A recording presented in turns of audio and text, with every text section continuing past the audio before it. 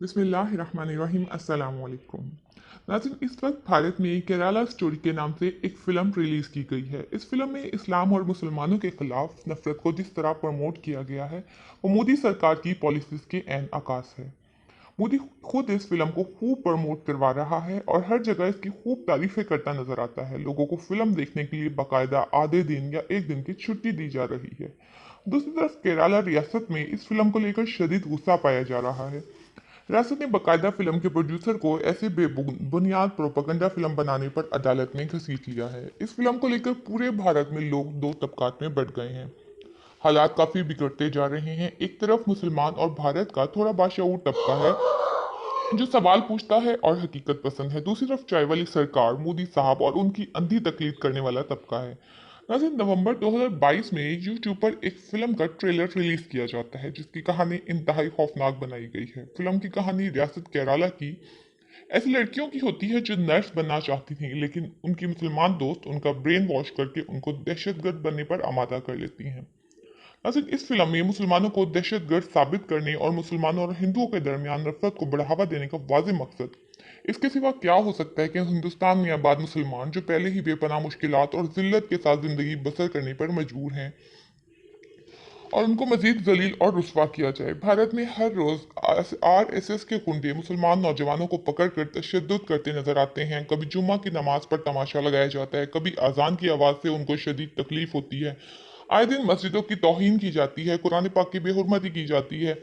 ऐसे हालात में जब वहाँ आबाद मुसलमानों की ज़िंदगी पहले ही तंग है, इस फिल्म को इलेक्शन से पहले रिलीज और भरपूर प्रमोट इसलिए किया जा रहा है ताकि इस फिल्म के जरिए हिंदुओं का वो तबका जो अपने दिमाग के बजाय मोदी की नफरत अंगेज बातों और चालों से ओवरचार्ज होता है, जोश में हमेशा होश खो बैठता है, उसको उकसाकर हिंदू मुस्लिम फसादात करवाए जाएं ताकि इलेक्शन से पहले माहौल खूब गर्म हो जाए और मोदी सरकार एक बार फिर कारकर्दगी के बजाय मजहब कार्ड खेलकर कामयाबी हासिल कर सके। लेकिन इस बार मोदी का ये प्लान पूरा होता नजर नहीं आ रहा। फिल्म के बारे में ये झूठा प्रोपेगेंडा भी किया जा रहा है कि ये सच्ची कहानी पर मुश्तमिल है। फिल्म के मुताबिक 32,000 हिंदू लड़कियों को केरला के इलाके से बहला फुसलाकर मजहब तब्दील करके मुसलमान बनाकर मुसलमान तंजीमों को जो शाम और इराक में जंग लड़ रही हैं सप्लाई कर दिया गया ताकि वो इनको अपने मकासद के लिए इस्तेमाल कर सकें और इसको लव जहाद का नाम दिया गया है।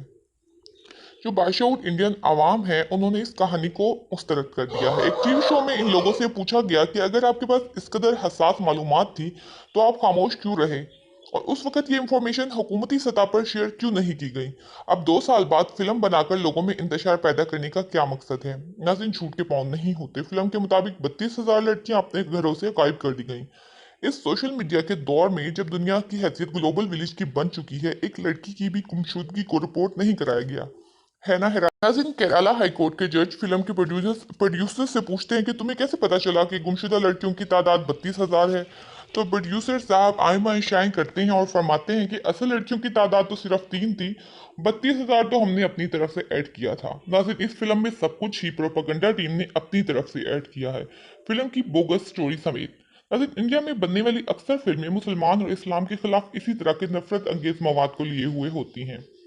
लेकिन सोचने की बात यह है कि इस प्रोपेगेंडा फिल्म में केरला का नाम ही क्यों इस्तेमाल किया गया, जिस पर केरला के लोगों में गुस्सा पाया जा रहा है। किसी दूसरी रियासत का इस्तेमाल नाम भी इस्तेमाल कर सकते थे।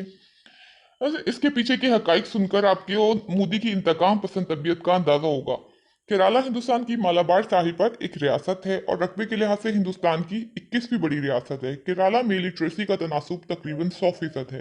यही वजह है कि तालीम याफ्ता होने की वजह से यहाँ के लोग खासे बाशऊर हैं।